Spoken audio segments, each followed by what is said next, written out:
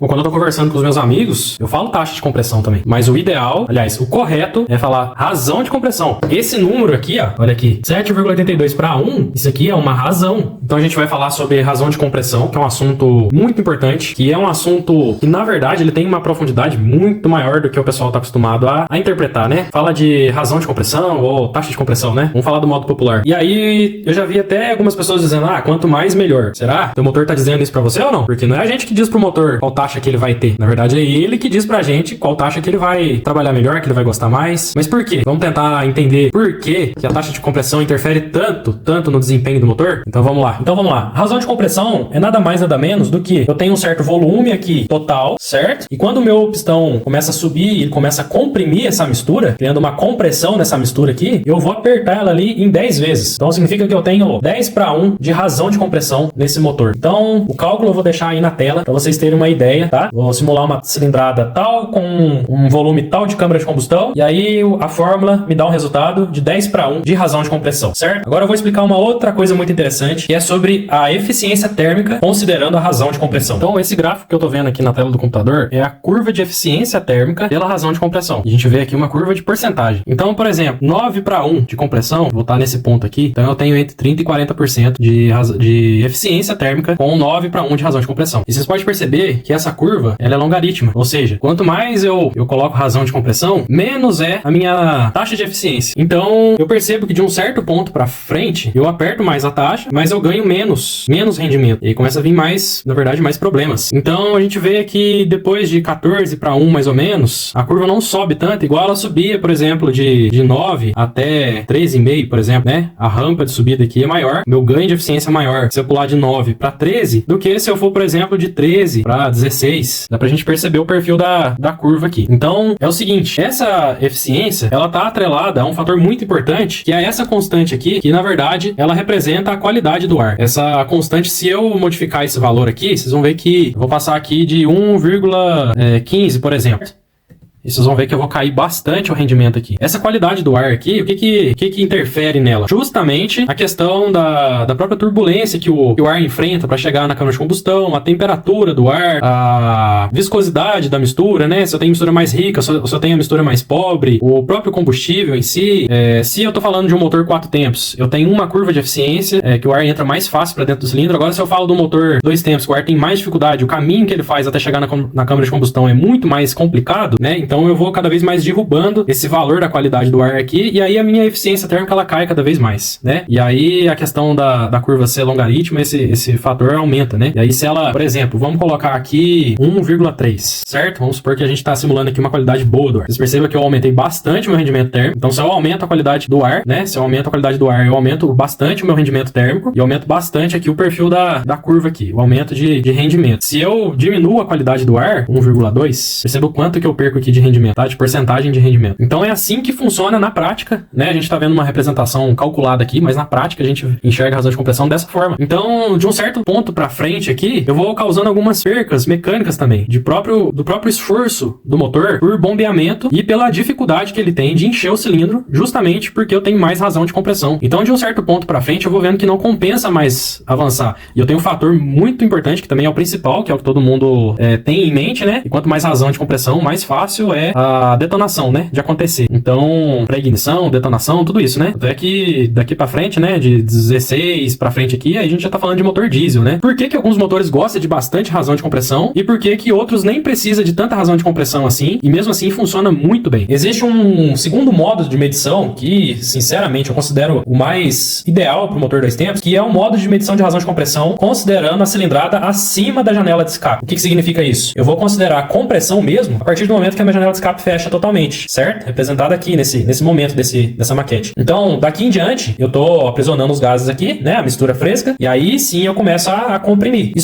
Esse modo de medição é popularmente chamado de medição japonesa, que é o modo informado nas fichas técnicas dos motores da Yamaha, por exemplo. E o modo de medição considerando o cilindro todo, né? O deslocamento total do pistão, aí é o modo popularmente chamado de modo europeu de medição da razão de compressão. E aí vocês vão perceber um seguinte fator aqui. Se eu tenho uma razão de compressão no modo europeu, né, considerando o deslocamento total do cilindro, vamos supor que eu tenho 10:1 de razão de compressão. E no modo japonês, vamos supor que eu tenho aqui 6:1 de razão de compressão. Então, beleza. Se eu faço um trabalho nesse cilindro aqui e faço uma alteração na altura da janela de escape e eu subo ela de 180 graus, eu subo para 190 graus. A razão de compressão, ela vai ser alterada? No modo europeu não, né, pessoal? Mas no modo japonês, com certeza. E na prática, o que eu vou sentir? Então quer dizer que eu vou diminuir o valor da minha razão de compressão. E isso faz total diferença. Ou seja, se eu faço uma alteração na janela de escape e faço um ajuste na minha câmara de combustão, ou seja, eu diminuo o volume aqui para ter a mesma razão de compressão que eu tinha antes com 180, eu ter aqui com 190 graus de escape, o que acontece? Eu vou recuperar a média, talvez até a baixa do meu motor. Por quê? Se eu faço uma alteração na janela de escape aqui, eu vou descomprimir, né, no modo japonês aqui, e aí na prática isso vai fazer com que a tua moto perca a baixa, ela vai até ganhar mais rotação. Nem sei se ela vai ganhar RPM, dependendo da configuração total do motor, né, do conjunto todo. Mas quando a gente faz uma alteração na janela de escape, geralmente a gente ganha uma alta melhor e perde na baixa. Por quê? Porque a gente não fez a adequação do volume da câmara de combustão para manter aquela mesma taxa que ela tinha antes, porém com uma janela de escape mais alta, tá? Isso é muito importante no 2 tempos. Então, por esse motivo, tá? Esse motivo óbvio, na verdade, que eu gosto de considerar mais a razão de compressão no modo japonês do que no modo europeu, tá? Porque faz mais sentido considerando a prática do motor 2 tempos. E uma outra questão importantíssima de se falar sobre essa questão de considerar sempre a razão de compressão japonesa no motor 2 tempos é justamente a questão de tempo de expansão. Ou seja, o meu pistão ele tá recebendo a força da pressão da combustão ali, certo? E ele tem um tempo em que ele fica recebendo essa força. E quando esse tempo acaba? Justamente quando eu abro a minha janela de escape. Quanto mais tempo eu tenho recebendo força no pistão, obviamente que eu tenho mais desempenho no motor 2 tempos. Se eu subo a minha janela de escape, eu tenho como resultado na prática aumentar a rotação final do motor, porém eu tô perdendo ali um certo tempo que eu tava recebendo força sobre o pistão e gerando força no virabrequim. Então isso é muito importante de se considerar. E quando a gente aumenta a razão de compressão, né, fazendo de uma forma que eu tô ajustando, né, eu tô subindo a janela de escape, aí eu aumento, eu diminuo o volume da câmara de combustão, justamente para manter a mesma razão de compressão que eu tinha antes, né, de aumentar, de subir a janela de escape, eu faço essa compensação. Eu aumento a força que o pistão tá recebendo naquele espaço de tempo menor do que eu tinha antes. Tá, mas quanto mais razão de compressão, mais potência, negativo. Não é isso que acontece, não. Existe a razão de compressão ideal que o teu motor vai ter mais performance. E digo mais, existe a razão de compressão ideal em que o teu motor vai apresentar a melhor performance sem quebras. Então é o seguinte, alguns motores funcionam muito bem com uma alta razão de compressão. E eu vou explicar um seguinte fator, tá, que vai determinar se o teu motor vai precisar de bastante razão de compressão, né, ou se não. Um dos fatores, a eficiência do escoamento dos gases aqui pela janela de escape. O que acontece? Se eu tenho um motor que ele respira bem, vamos supor que ele tem uma boa admissão, que ele tem boas transferências, e no ciclo de enchimento aqui ele consegue encher com bastante volume, comprime, queima e gera aquele tanto de gases de escape que precisa sair pela janela de escape o mais rápido possível, porque logo já vai abrir as transferências, eu tenho que encher de mistura novamente, certo? Então é o seguinte, se eu tenho uma razão de compressão alta, eu tenho uma janela de escape pequena, essa razão de compressão alta contribui para o escoamento mais rápido dos gases queimados. Então, se, por exemplo, por conta de limites físicos do cilindro, eu tenho uma janela de escape pequena, essa alta razão de compressão, ela vai ter uma certa contribuição para o escoamento rápido dos gases. Mas isso